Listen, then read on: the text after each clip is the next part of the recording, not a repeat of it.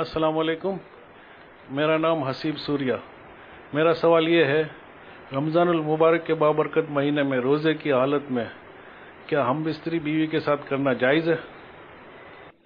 क्या इरशाद फरमाएंगे? रोज़े की तारीफ ही ये है कि सुबह सादिक से लेकर गुरूब आफ्ताब तक अपने आप को खाने पीने और जिमा से रोके रखना, हम बिस्तरी से रोके रखना। तो अगर किसी शख्स ने जानते बूझते अगर इस हालत में, रोज़े की हालत में जिमा कर लिया, सोहबत कर ली अपनी बीवी से, तो इस सूरत में उसका रोज़ा टूट जाएगा और उसके ऊपर सिर्फ कज़ा ही नहीं होगी बल्कि कफ़ारा भी लाजिम आएगा। तो रोज़े की हालत में ये जिमा से मना फरमाया गया। अलबत्ता जो रमज़ान मुबारक की रातें हैं उनकी रातों में सोहबत की इजाज़त दी गई है, हम बिस्तरी की इजाज़त दी गई है। कुरान मजीद फुरकान हमीद में है, उहिल्ल लकुम लैलतुस सियामिर रफ़थु इला निसाइकुम, कि जो रमज़ान की रातें हैं उसमें तुम्हारे लिए औरतों से हम बिस्तरी करने को हलाल करार दिया गया है। अलबत्ता दिन के अंदर जबकि रोज़ा है तो इस हालत में हम बिस्तरी करना नाजायज़, हराम है। जो शख्स इस तरीके से करेगा तो उसका रोज़ा भी टूटेगा, उसके ऊपर कज़ा और कफ़ारा भी लाजिम आएगी और साथ ही साथ उस पर लाजिम होगा कि अपने इस फेल से वो तौबा भी करेगा।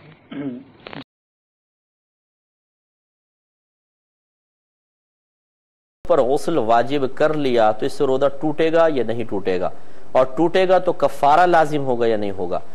देखिए, याद रखें कि किसी ने अगर गुस्ल खुद पर जानबूझ के वाजिब कर लिया तो इससे रोज़ा टूट जाएगा।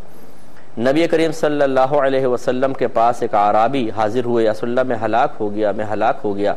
सरकार ने फरमाया क्या हुआ? रमज़ान के दिन थे, कहने लगे कि मैं हालत रोज़ा में था, मेरी ज़ौजा भी हालत रोज़ा में थी और मुझसे गलती सरजद हो गई, यानी हमने जिस्मानी ताल्लुक़ कायम कर लिया। तो रहमत कौनैन सल्लल्लाहु अलैहि वसल्लम ने फरमाया कि तुम्हारा रोज़ा टूट गया, अब तुम इसका कफ़ारा अदा करो। अर्ज़ किया रसूलल्लाह कफ़ारा क्या है? फरमाया 60 रोज़े लगातार रखो। उन आराबी ने अर्ज़ किया रसूलल्लाह ये रोज़ों की वजह से ही तो ये मुश्किल आई है, यानी मैं रोज़े में सब्र ना कर सका और इस तरह हो गया, तो 60 रोज़े सब्र कैसे कर सकूंगा? तो सरकार ने शायद फरमाया तुम 60 मिस्कीनों को खाना खिला दो। अर्ज़ किया रसूलल्लाह मैं ये भी नहीं कर सकता हूँ, मैं गरीब आदमी हूँ। तो रहमत कौनैन सल्लल्लाहु अलैहि वसल्लम ने फरमाया कि बैठ जाओ।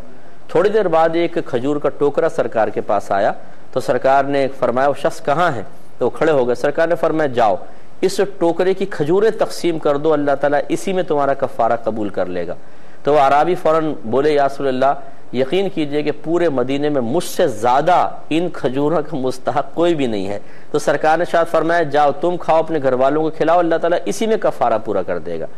तो खुलासे कलाम ये हुआ कि मालूम हुआ कि जिस्मानी ताल्लुक़ कायम करने से रोज़ा टूट जाता है और कफ़ारे का सबब बनता है। इसको बुनियाद बनाकर फ़ुक़हा ने फरमाया कि गुस्ल वाजिब करने में भी चूँकि इसी तरह जिस्मानी ताल्लुक़ वाला माना पाया जाता है कि उससे भी गुस्ल वाजिब होता है, इससे भी होता है, तो वो भी रोज़ा टूटने का सबब बनेगा, ये भी रोज़ा टूटने का सबब बनेगा। लेकिन फ़र्क ये है कि जब जिस्मानी ताल्लुक़ कायम होता है तो उसमें जिनायत या जुर्म कामिल होता है कि जहां मुकम्मल लज्जत हासिल हो, मुकम्मल मज़ा हासिल हो, उससे रोज़ा तोड़ा जाए तो वहां कहते हैं जुर्म कामिल है, जिनायत कामिल है, उसका नतीजा कफ़ारा है।